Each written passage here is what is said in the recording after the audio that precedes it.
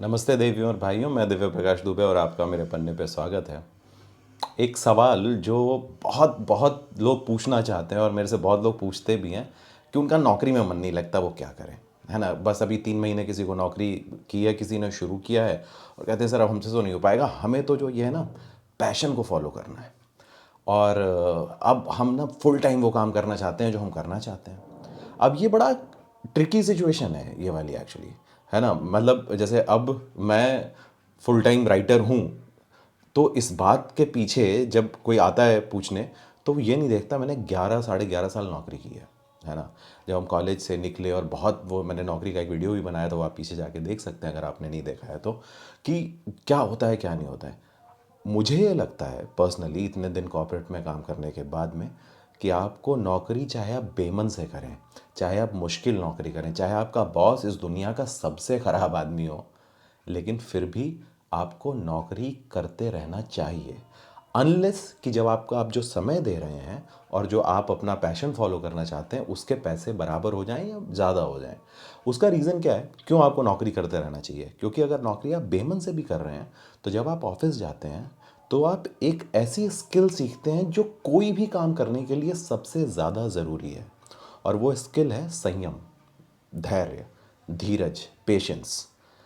बिना पेशेंस के कोई चीज़ नहीं होती। आप एकदम से जैसे पेपर की, जैसे मैंने अपने कॉलेज के दिनों में सेमेस्टर के जैसे एग्ज़ाम होते थे और हम हफ्ते भर में पढ़ के पेपर दे देते थे, और उसका फ़ायदा तो ये हुआ कि चलो नंबर आ गए, पास हो गए, सब ठीक हुआ। लेकिन मैं कोई बहुत अच्छा इंजीनियर नहीं बना, मतलब अपनी नज़र में नहीं बना। भले मेरे नंबर, मार्कशीट मेरी बहुत अलग कुछ कहती है, बहुत ज़्यादा नंबर आ गए और वो 73%, 74% जो भी होगा एग्जैक्ट, अब तो वो याद भी नहीं है एग्जैक्ट कि कितना था क्या था, जिसके लिए इतनी फाइट थी और फिर भी नहीं पढ़ते थे। लेकिन आप ये देखिए कि जब मैं नौकरी में गया और मैं चाहे मन से चाहे बेमन से एक लंबे समय तक नौकरी करने से ये स्किल डेवलप हुई कि यहाँ पे ये काम करना है, बेसिक सिंसियरिटी से करना है और फिर अपने खर्चे पे अपना पैशन फॉलो करना है। उसके लिए मैं ये नहीं मैं रो सकता, मैं ये कहीं पे शिकायत नहीं करना चाहिए मुझे कि नहीं नहीं मेरे घर वालों के पास ऐसे पैसा होता तब तो मैं पैशन फॉलो करता। ये कोई बहाना नहीं है, मतलब आप अपने आप को ब्लफ कर रहे हो। बहुत सारे जो लोग मेरे से सवाल पूछते हैं वो कहीं ना कहीं अगली जो लाइन बोलते हैं वो अपने घर वालों की शिकायत करने लगते हैं, और वो मुझे बिल्कुल भी ठीक नहीं लगता। घर वाले अच्छे या ख़राब हो जाने से आप अगर अपनी ज़िंदगी डिसाइड कर पाएंगे या उससे होगा, तो ये बहुत ट्रिकी सिचुएशन है, फिर आप बड़ा अलग रास्ते पे हो, आप बड़ा गलत फंसे हुए हो। तो आपको जो भी आपको मिले कोशिश ये करनी चाहिए कि जिस फील्ड में आप काम करना चाहते हो उससे रिलेटेड फील्ड में भले पैसे शुरू में कम मिले, भले मेहनत शुरू में ज़्यादा हो, लेकिन आप उस डायरेक्शन में लगे रहें। मैंने तो बहुत सारी चीज़ें चेंज की, इसलिए भी मैं बोल रहा हूँ कि जो मैं पहले नौकरी करता था उसने, जैसे जब मैं सेल्स मार्केटिंग में करता था तो सेल्स मार्केटिंग मेरे को कोई बहुत ज़्यादा पसंद नहीं थी, लेकिन फिर भी इतना भी मेरे को बुरी नहीं लगती थी। और वो जो चीज़ें मैंने वहाँ पे सीखी, वो मैं बहुत सारी चीज़ें जब मेरी किताब आई तो उसकी मार्केटिंग में मैं यूज़ कर पाया, और उसकी वजह से कई सारे मुझे फ़ायदे अपनी हिंदी जो किताबों की दुनिया में मुझे हुए। तो आपको पता नहीं है कि आप कौन सा स्किल वहाँ पे ऐसा सीख रहे हैं जो बाद में आपको काम आएगा। तो इसलिए नौकरी को लेके क्रिप करना प्लीज़ आप लोग बंद करिए, है ना। वो आप करिए और एक दिन आपको अपने आप पता चल जाएगा कि अब मेरा नौकरी छोड़ने का समय हो गया है, क्योंकि एग्जैक्ट समय आप ही जान पाएंगे, वो कोई और नहीं बता पाएगा। लेकिन अगर आप ये सवाल पूछते हैं कि सर मैंने सोचा है ना कि मैं अब 1 साल दे दूँ, मैं 2 साल दे दूँ, और मैं 2 साल दे के देखूंगा और मैं उसके बाद मैं देखूंगा कि मैं मुझे क्या करना है, वो अप्रोच ही गलत है। मैं उस अप्रोच को बिल्कुल भी अप्रूव नहीं करता। आई एम श्योर ऐसे बहुत सारे लोगों का भला हुआ होगा, आई एम श्योर ऐसे बहुत सारे लोगों का भला होता रहेगा। लेकिन या तो आपको ऐसी क्लैरिटी हो 20 21 साल 18 साल की उम्र में कि मेरे को यही होना है और यही मेरा रास्ता है। अगर ऐसी क्लैरिटी होगी तो आप ये सवाल किसी दिव्य प्रकाश दुबे से नहीं पूछेंगे या किसी से भी नहीं पूछेंगे।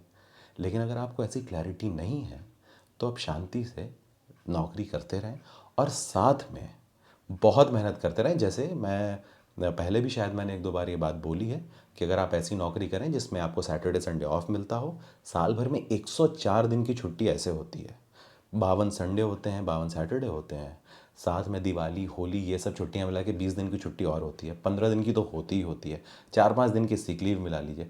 120 25 दिन की छुट्टी में अगर आपको किताब लिखनी है आप किताब लिखिए, आपको गिटार बजाना है गिटार बजाइए, आपको ट्रैकिंग पे जाना है आप ट्रैकिंग पे उसको ऐसे प्लान करके जाइए कि आप एक साथ 6 7 दिन 9 दिन निकाल पाएँ।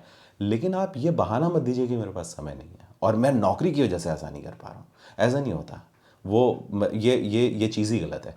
तो ये मैं ऐसे मेरे राय देने से कुछ नहीं होता। एक तो मेरी समझ कोई बहुत ज़्यादा नहीं है, जो मैंने थोड़ा बहुत मुझ पे गुजरा है मैं उसको सोच के बताता हूँ। हो सकता है मेरी एक भी बात सही ना हो सकता है मेरी सारी बातें गलत हों, लेकिन वो अब आप पे है कि आप उसको कैसे लेते हैं, है ना। तो वो don't try it at home वाला जो फंडा होता है, आप अपने खतरे पे अपने करियर में वो लीजिए।